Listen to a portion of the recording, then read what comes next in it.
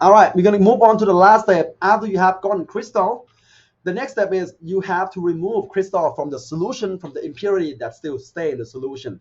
Okay, so we're going to do a vacuum filtration. So we're going to set up the vacuum filtration. I think you know that already.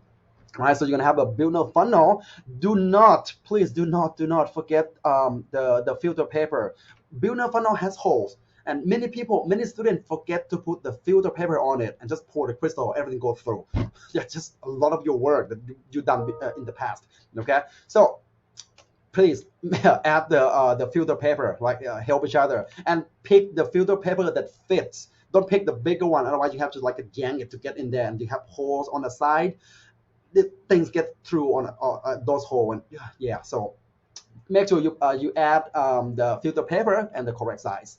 Okay, now you're gonna pour the solution that have crystal impurities in it and pour in onto here. Of course, you're gonna have crystals that on top of the filter paper in the built-in funnel.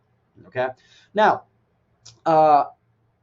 these crystal still wet with the solvent, and the solvent contains some impurity. So like just on the surface like that. So let's say this is my crystal, right? On the outside, on the surface, still have some solvent like from the solution, and the solvent contains the impurities. So we want to wash just the surface of this crystal.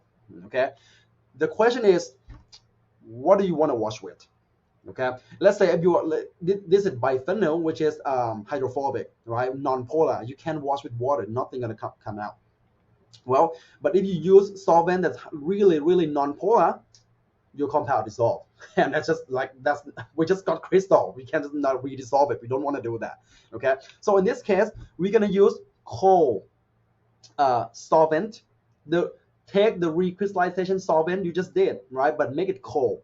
Okay, and then pull the air through it, just turn on the vacuum, and then just take like just a little pipette and then add maybe a few drops, just as small as possible, cold recrystallizing solvent to wash the surface.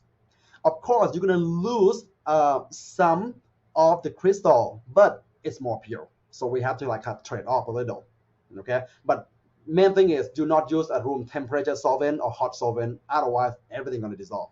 Okay, make use a recrystallizing solvent, the cold one.